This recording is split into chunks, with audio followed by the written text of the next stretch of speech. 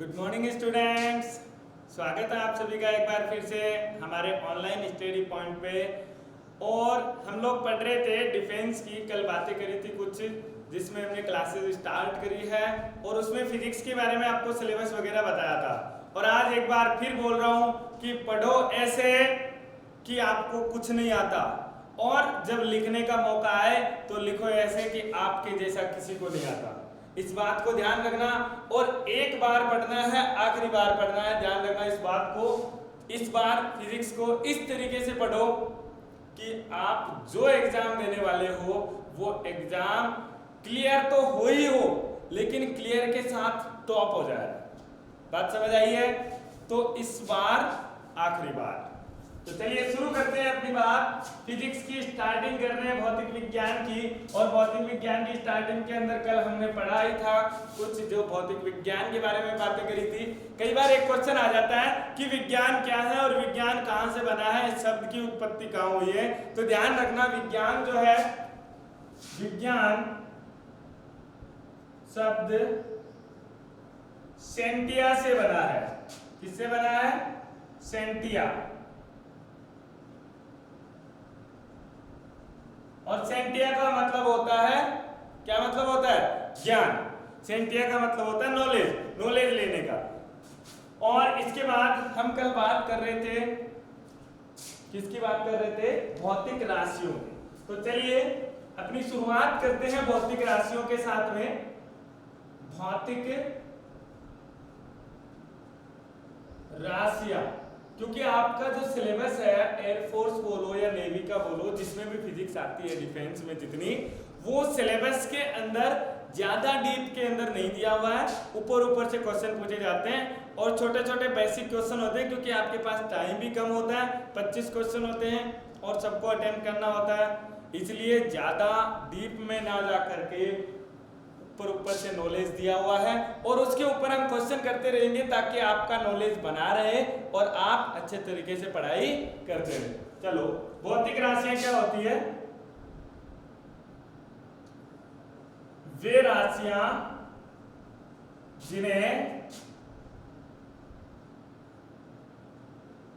संख्या तथा उसके मात्रक से निरूपित किया जाता है। किससे निरूपित किया जाएगा? निरूपित किया जाता है। एक तो होनी चाहिए उसके अंदर संख्या, और दूसरी होनी चाहिए उसमें उसका मात्रक, यानी वो किस चीज से रिलेटेड है, वो क्या आपको दर्शा रही है, इस चीज के बारे में बताना चाहिए, उसको हम बोलेंगे भौतिक राशि। उदाहरण के लिए, उदाहरण अगर बोलूं मैं, तो भौतिक राशि जो होती है, फिजिकल क्वांटिटी इंग्लिश में अगर बोलते हो, तो भौतिक राशि को कैसे लिखेंगे? 5 अगर लिखा हुआ है तो ये कभी भौतिक राशि नहीं होगी। ये दो पदों से मिलकर बनी होती है। पहला पद इसमें नंबर होता है और दूसरा पद इसमें इसका मात्रक होता है। यानी पहला पद नंबर हो गया और दूसरा पद मात्रक की बात करूं तो ये हो गया किलोग्राम। क्या हो गया? किलोग्राम। क्यों यूज किया जाता है? इसलिए यूज किया जाता है कि आप जिस चीज का मापन कर रहे हो वो एक पर्टिकुलर फील्ड से रिलेटेड हो, एक पर्टिकुलर थिंग से रिलेट करती हो कि ये इस क्वांटिटी में दी जाएगी, इस तरीके से नापी जाएगी। बात समझ आई है? जैसे पुराने टाइम के अंदर बाट चलते थे, पत्थर के बाट होते थे। आजकल क्या हो गए? एक स्टैंडर्ड बना हुआ है। जब स्टैंडर्ड नहीं था तब पत्थर से तोलते थे, या फिर कोई एक चीज बना लेते थे कि ये चीज क्या है। आज भी गाँव में अगर आप देखोगे तो जैसे मिल्क बेचने वाले होते हैं, आजकल तो ज्यादातर लीटर आ गया, लेकिन जहाँ लीटर नहीं होता वहाँ क्या करते हैं, जो लोटा होता है पानी का, उस पानी के लोटे को बोल देते हैं कि आधा लीटर का है, और उस लोटे के नाप के बराबर वो दे देते हैं। अब उसमें थोड़ा बहुत ज्यादा भी होता है, थोड़ा बहुत कम भी होता है, फर्क पड़ता है, लेकिन वो एक स्टैंडर्ड नहीं है, वो एक मापने का तरीका है जो तुलनात्मक अध्ययन है। मतलब क्या हुआ? मापन कुछ नहीं है, मापन एक तुलनात्मक अध्ययन है, यानी किसी चीज की तुलना करनी है किसी एक स्टैंडर्ड चीज से जो कि पहले से ही है। बात समझ आई? तो भौतिक राशियां जिन्हें संख्या के रूप में तथा उसके मात्रक के रूप में निरूपित किया जा सकता है, उन्हें क्या क्या बोला जाता है?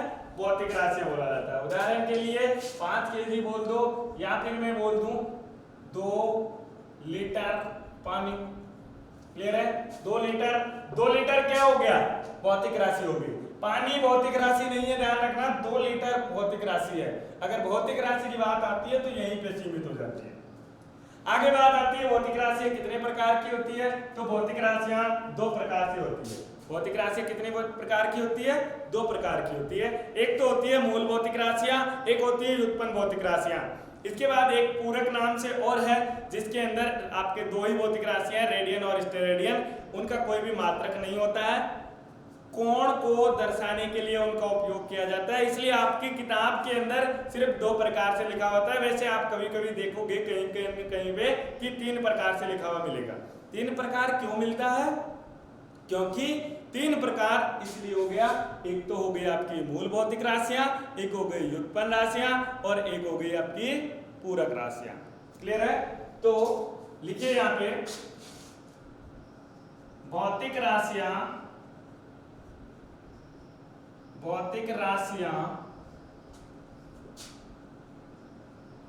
3 प्रकार से विभाजित है।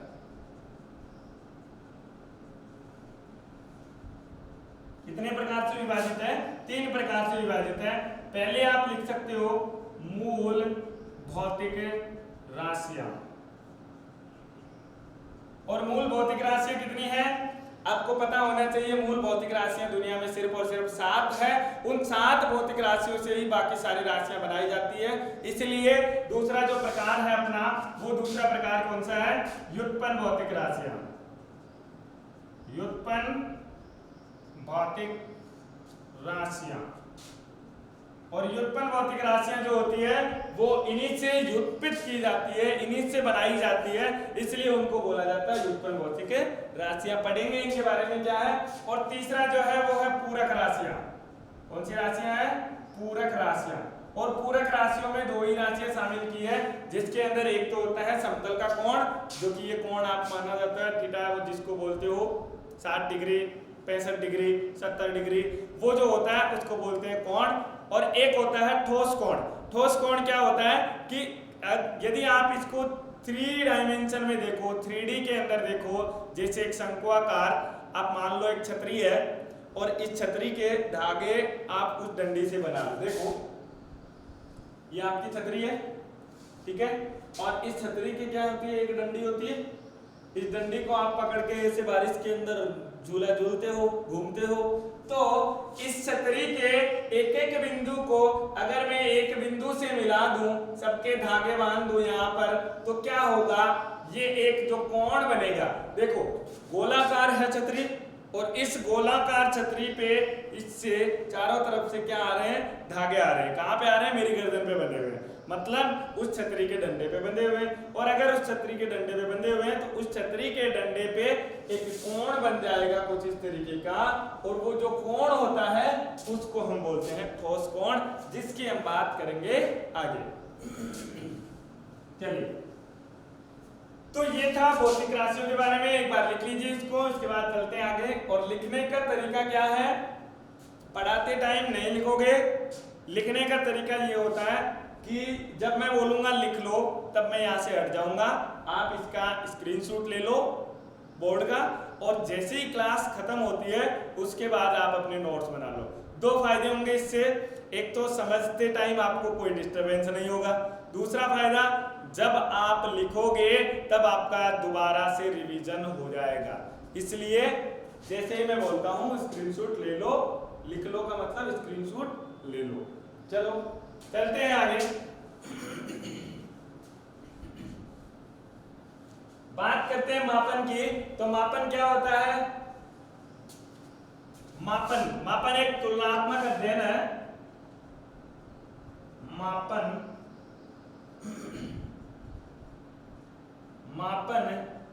एक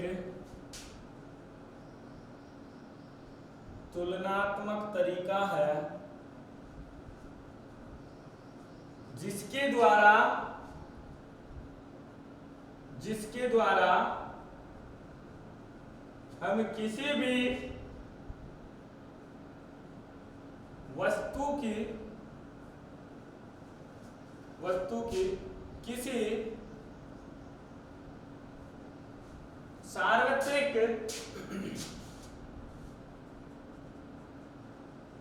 सार्वत्रिक मान से तुलना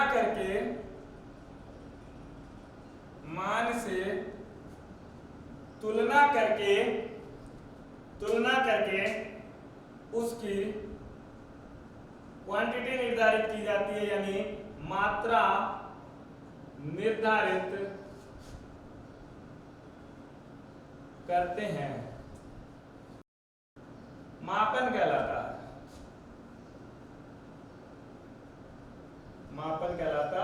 है।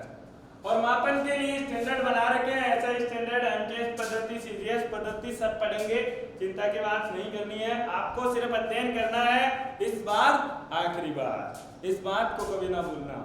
चलो ये मापन के बारे में लिख लो, फिर अपन आते हैं भौतिक राशियों पे। मूल भौतिक राशियां लिखते हैं, उसके बाद हम करेंगे मात्रकों के बारे में।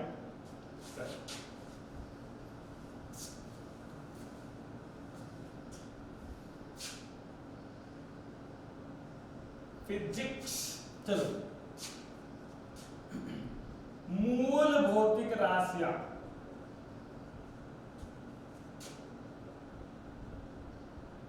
मूल भौतिक राशियां वे राशियां होती हैं जिनको हम बेस मानते हैं, किसी भी चीज का आधार मानते हैं। मापन का आधार मूल भौतिक राशियां होती है, और जिन मूल भौतिक राशियों से ही दूसरी भौतिक राशियां बनाई जाती है, उन राशियों को बोलते हैं मूल भौतिक राशियां। यानी अगर ये नहीं है तो कोई नहीं है, अगर कोई दूसरी है तो इन्हीं के कारण है।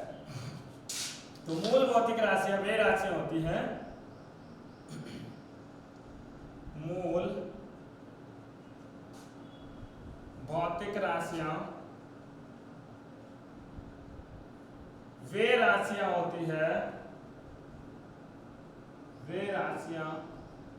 होती है जिनका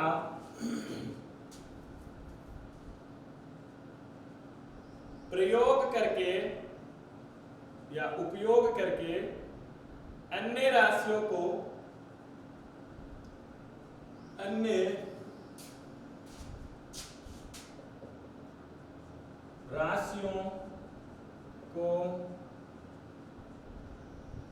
व्युत्पन्न किया जाता है।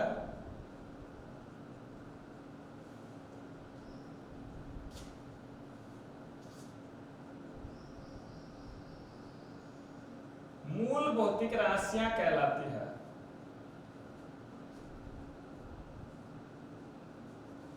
बात समझ आई? मूल भौतिक राशियां वे राशियां होती है जिनका उपयोग करके हम दूसरी व्युत्पन्न राशियां बनाएंगे, उनको हम क्या बोलेंगे? मूल भौतिक राशियां कहेंगे। तो आप लिख लीजिए मूल भौतिक राशियां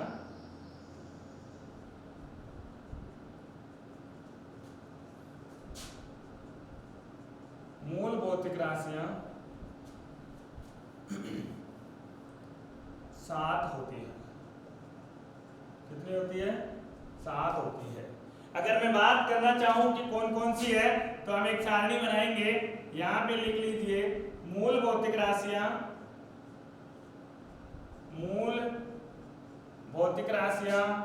और क्या होंगे इनके मात्रक क्या होते हैं, और इनको दर्शाने का तरीका क्या होता है, यानी चिन्ह क्या यूज लेंगे, जो कि हम विमा के अंदर यूज करेंगे। जब हम विमा निकालेंगे तो विमा में इसका चिन्ह क्या उपयोग में लेंगे।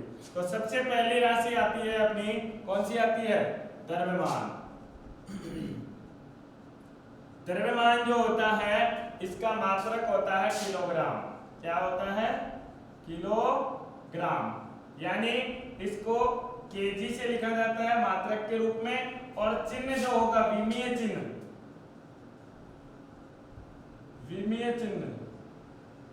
तो विमीय चिन्ह क्या हो जाएगा? किलोग्राम को हम दर्शाते हैं एम से, और विमा कुछ इस तरीके से हो जाएगी। ये विमा क्या होती है इसकी बात हम बाद में करेंगे, लेकिन उससे पहले क्योंकि आप लोग पढ़ चुके हो तो इसको एक बार उतारने का फर्ज बनता है कि जैसा का जैसा है वैसा आप लिखते हो। दूसरा कौन सा होता है? लंबाई। लंबाई का क्या होता है मीटर, और मीटर जो होता है उसको हम लिखते हैं m से, और विमीय चिन्ह जो होता है वो लंबाई का होता है l। विमीय चिन्ह क्या होता है l। और अगर आप बात करते हो समय की, तो समय जो होता है उसको हमने मापा जाता है सेकंड में, यानी मात्रक क्या होता है सेकंड, और सेकंड का क्या होता है सेकंड को सेकंड से लिखते हैं, लेकिन विमीय चिन्ह होगा t। विमीय चिन्ह क्या होता है कैपिटल T। चौथा जो है बात करूं मैं विद्युत धारा की। विद्युत धारा, विद्युत धारा जो होती है उसको हमें लिखा जाता है मात्रक क्या होता है विद्युत धारा का एम्पियर, और एम्पियर को हम लिखते हैं A से। विद्युत धारा का मात्रक होता है एम्पियर, और एम्पियर को A से लिखा जाता है, और इसका विमीय चिन्ह भी क्या है A ही होता है। क्लियर है। पांचवी जो भौतिक राशि है कौन सी है तापमान। तापमान, और तापमान को हमें मापा जाता है जब हम थर्मोडायनामिक उष्मागतिकी पढ़ते हैं, तो वहां पे सबसे ज्यादा उपयोग में आने वाली राशि होती है तापमान। और तापमान को जब भी आप देखोगे इसका आपने सुन रखा है डिग्री सेंटीग्रेड भी होता है, बट जो ऐसा ही मात्रक होता है वो ध्यान रखना कौन सा होता है केल्विन होता है। कभी भी क्वेश्चन आए इसका, एक बार आया हुआ भी है कि तापमान का SI मात्रक कौन सा होता है, या निम्न में से तापमान का SI मात्रक है, उसमें आपको दे देगा degree centigrade, degree Fahrenheit, degree kelvin और 1 डिग्री रैंकाइन दे देगा। क्लियर है। ये सारी चीजें देगा, और ये चारों के चारों ही उसके क्या है मापन के तरीके हैं जिन तरीकों से उसको मापन किया जाता है। बट आपका आंसर इसमें टिक करना है केल्विन। क्या करना है केल्विन। क्यों? क्योंकि डिग्री सेंटीग्रेड एक तरीका है मापने का, ना कि उसका SI मात्रक है।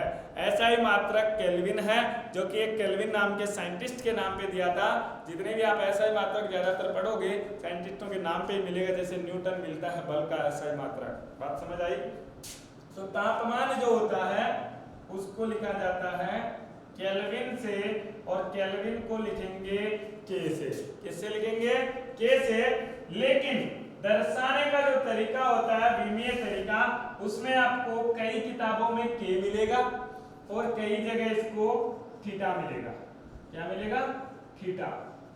थीटा जहां भी लिखा मिले इसका मतलब वो तापमान की विमा को दर्शा रहा है, या फिर K जहां भी लिखा मिले ये भी क्या दर्शा रहा होगा तापमान की विमा को दर्शा रहा होगा। तो तापमान की विमा लिखने के लिए K या थीटा दोनों यूज किया जाता है, इस बात को कभी नहीं भूलना है।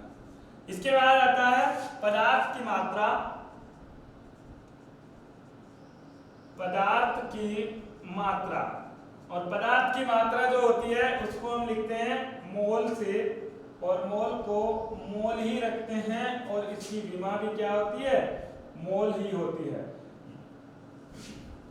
क्लियर है। उसके बाद सातवां जो है सातवीं विमा होती है ज्योति तीव्रता।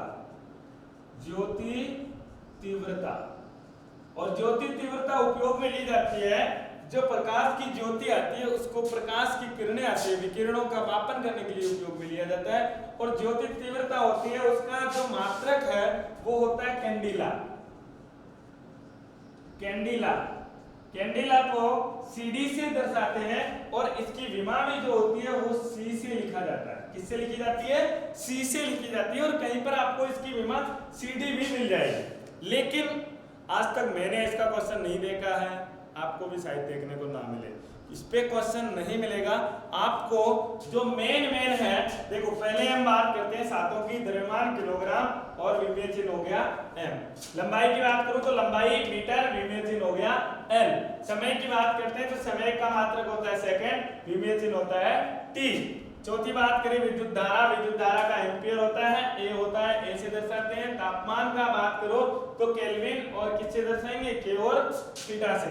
पदार्थ की मात्रा की बात करते हो तो पदार्थ की मात्रा मोल होती है, इसका विमीय चिन्ह क्या होता है मोल से दर्शाते हैं। ज्योति तीव्रता क्या होती है कैंडिला, और कैंडिला का क्या है C से। क्लियर है यहाँ तक। चलो बात करते हैं कि सर हमें सातों के सातों रटनी है क्या? नहीं रटनी है। रटने का काम बिल्कुल आपको नहीं रखना है, समझने का काम करना है। और विमाएं जो होती है ध्यान रखना बच्चों, विमाएं आप सोचते हो कि पहला चैप्टर है यहीं तक सीमित होती है, नहीं। जब तक आपकी फिजिक्स चलती रहेगी तब तक आपकी विमा और मात्रक चलते रहेंगे। ये तो सिर्फ एक तरीका है जो आपको समझाया जाता है कि इस तरीके से हम निकालेंगे। इस चैप्टर का मतलब ये नहीं है कि आप चैप्टर को रटने लग जाओ, चैप्टर नहीं रटना है। आपके एग्जाम में वही विमाएं पूछी जाएगी जो आप भौतिक विज्ञान में उपयोग में ले रहे हो, और भौतिक विज्ञान में जो उपयोग में ले रहे हो वो आपके हर चैप्टर के अंदर मिलेगी। और अगर वो हर चैप्टर में मिल रही है तो वहां पे जब आप पढ़ोगे तो उसकी विमा निकालोगे, और अगर विमा निकालोगे तो रटना क्यों है इनका? रटना बिल्कुल नहीं है, जिस तरीके से आएगी उस तरीके से होगा, लेकिन ये चिन्ह आपको ध्यान में रहने चाहिए। अब बात करता हूं मैं उपयोग की, तो उपयोग में आपको सबसे ज्यादा ये 3 तो हमेशा मिलेगी, जो सबसे ऊपर इसीलिए लिखी है क्योंकि ये हर बार आपको मिलती है। क्लियर है? अगर मैं बात करूं विद्युत धारा की, तो विद्युत धारा जब आप क्लास 12th के जितने भी फॉर्मूले पढ़ते हो जिनके अंदर विद्युत धारा का उपयोग होता है, उन पे आपको क्या मिल जाएगी? विद्युत धारा की विमाएं मिल जाएगी, जो विद्युत धारा उसमें उपयोग में आ रही होगी। की अगर बात करो के और थीटा, तो के और थीटा आपका उष्मा और उष्मागतिकी का जो चैप्टर है उसके अंदर बहुत ज्यादा यूज में आती है। जैसे आप विशिष्ट उष्मा की निकालोगे या किसी की भी निकालोगे, जिसके मात्रक में केल्विन आ रहा है उसके मात्रक में तापमान की विमा आएगी।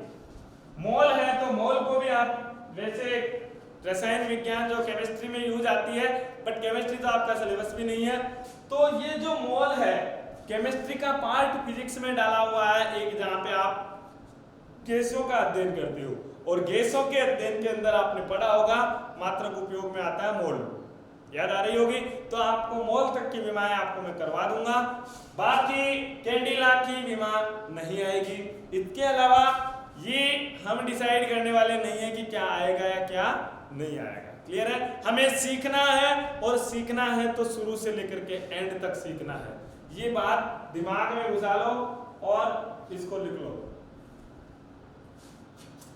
जल्दी से लिखो। चलो विमाएं लिख लिए आपको। ये मूल भौतिक राशि होती है, और मूल भौतिक राशि कितनी होती है? 7 प्रकार की होती है, 7 आपने लिख ली है। अब बात करते हैं व्युत्पन्न भौतिक राशियों की कि व्युत्पन्न भौतिक राशियां क्या होती है।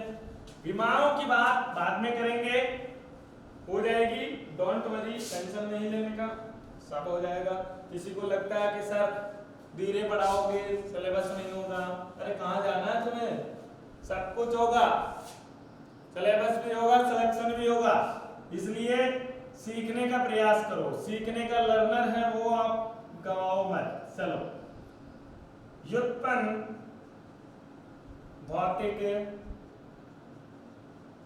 राशियां। व्युत्पन्न भौतिक राशियां क्या होती है? अब देखो बात आती है, कई बार क्या होता है कि 1 एम्पियर की परिभाषा क्या होती है, 1 सेकंड की परिभाषा क्या होती है, 1 केल्विन की परिभाषा क्या होती है, वो भी मैं आपको बताऊंगा, चिंता मत करो। लेकिन उसमें से कुछ पूछा जाए ये ज्यादा डिपेंड नहीं करता, लेकिन हम पढ़ेंगे, इसलिए पहले व्युत्पन्न भौतिक राशियों के बारे में देख लेते हैं, उसके बाद सबकी परिभाषा एक एक करके हम क्या करेंगे? डिस्क्राइब कर लेंगे। क्लियर है? चलो, तो व्युत्पन्न भौतिक राशियां, व्युत्पन्न भौतिक राशियां क्या होती है? ऐसी राशियां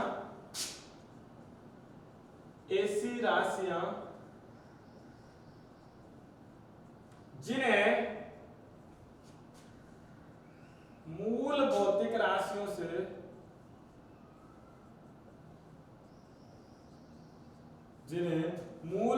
राशियों से व्युत्पन्न किया जाता है, व्युत्पन्न भौतिक राशियां कहलाती है। व्युत्पन्न भौतिक राशियां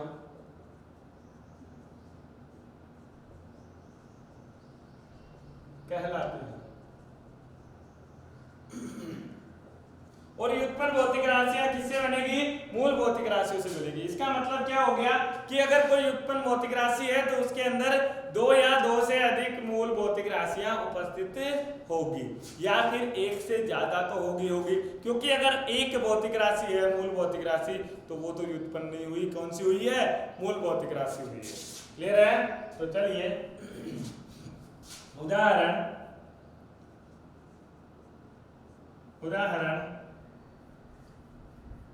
अगर मैं बात करूं बल की मात्रक की, बल का मात्रक क्या होता है, व्युत्पन्न भौतिक राशि है बल। बल क्या है, बल क्या होता है, द्रव्यमान गुणा त्वरण। द्रव्यमान गुणा त्वरण होता है, तो बल एक व्युत्पन्न भौतिक राशि है। बल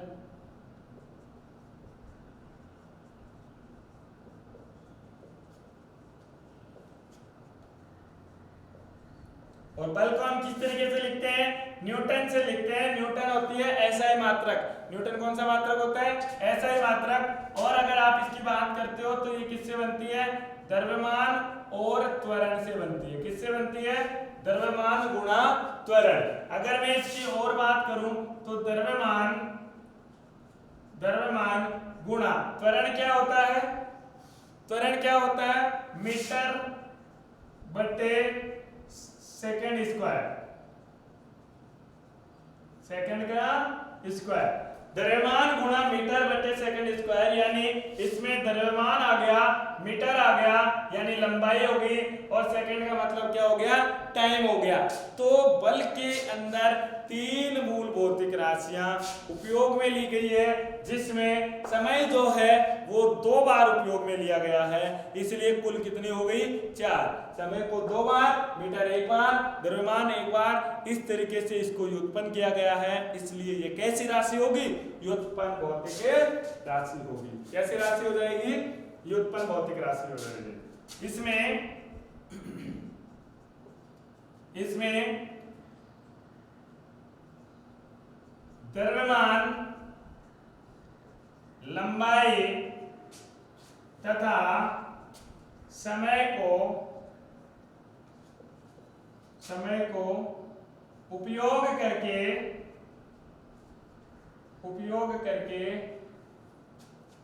व्युत्पन्न किया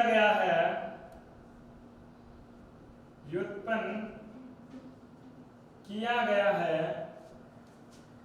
अतः यह एक व्युत्पन्न राशि है, परिभाषाएं आपको नहीं पूछी जाती है कि व्युत्पन्न भौतिक राशि क्या होती है, लेकिन आपको ध्यान में रखना चाहिए कि क्या है। पढ़ते टाइम आपको कंप्लीट पढ़ना है। क्लियर है? अपनी होशियारी अपने पास रखनी चाहिए कि भाई मुझे ये आता है, मुझे ये आता है, आपको सब आता है, लेकिन जब पढ़ते हो तब तक ये सोचो कि मुझे कुछ नहीं आता, मैं पढ़ रहा हूं, और जब करते हो तब ये सोचो मुझे सब कुछ आता है। तोता उड़ मैना उड़ नहीं करना है, वरना उड़ जाओगे सारे। चलो लिख लीजिए एक बार इसको कंप्लीट, राइट डाउन।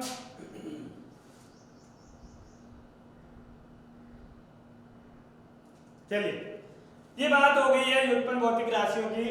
अब आती है अपनी पूरक राशियां, और पूरक राशियां 2 होती है, जैसा कि मैंने पहले बता रखा है। पूरक राशियां कितनी होती है, 2 ही होती है। और 2 पूरक राशियां कौन कौन सी थी, एक तो होती है ठोस कोण, और एक कौन सी होती है, कोण, समतल कोण, और एक होती है ठोस कोण। दोनों की बात हम करेंगे जब हम मात्रक पढ़ेंगे, तो मात्रक पढ़ते टाइम पे इन दोनों की बात कर लेंगे, एक साथ हो जाएगा, ज्यादा टाइम नहीं लगेगा। इसलिए अब हम बात करेंगे परिभाषाओं की कि 1 सेकंड क्या होता है, 1 मीटर क्या होता है, इन सब परिभाषाओं की कि केल्विन क्या होता है, और उसके बाद हम चलेंगे विभवों के ऊपर। ज्यादा आपको डीपली में नहीं जाना है, जितना पढ़ाया जा रहा है उतने पे फोकस करो। किताब आपके पास जो भी अवेलेबल है, जिसमें से आप ऑब्जेक्टिव क्वेश्चन लगा सकते हो, उसमें से ऑब्जेक्टिव क्वेश्चन लगाने की कोशिश करें। ये मत सोचो कि कौन सी किताब में से लगाऊं, क्योंकि आपको कंसेप्ट अगर क्लियर है तो कोई सी भी किताब हो आपको क्वेश्चन आ जाएगा। लेकिन अगर आप ये सोचोगे कि सर ये तो डिफेंस का नहीं है, ये तो इसका है, अरे आप डिफेंस में जिस तरीके के क्वेश्चन आते हैं उस तरीके के क्वेश्चन लगा लो, सिंपल है। क्योंकि हर बार कहीं एक पर्टिकुलर किताब अवेलेबल होना जरूरी नहीं होता कि एक ही पर्टिकुलर किताब हो और उसी में से सारे क्वेश्चन आ जाएंगे, कभी पॉसिबल ही नहीं है। और पॉसिबल नहीं है तो इसका मतलब क्या हुआ, इसका मतलब ये हुआ कि आपको सारे कंसेप्ट क्लियर करने पड़ेंगे, और आप कंसेप्ट क्लियर करोगे तो किताब में से आंसर निकाल पाओगे, चाहे आपको कोई सा भी क्वेश्चन दे दे। चलिए फिर मिलते हैं अगली क्लास के अंदर, तब तक के लिए थैंक यू। एक बार पढ़ते रहिए इसको और रिवीजन करते रहना, क्वेश्चन लगाते रहना। अगर कोई आपको डाउट आता है क्वेश्चन पे तो उस क्वेश्चन की फोटो खींच के कमेंट बॉक्स में डाल देना, आपको उसका सॉल्यूशन मिल जाएगा, यहीं पे करवा दूंगा। Thank you very much.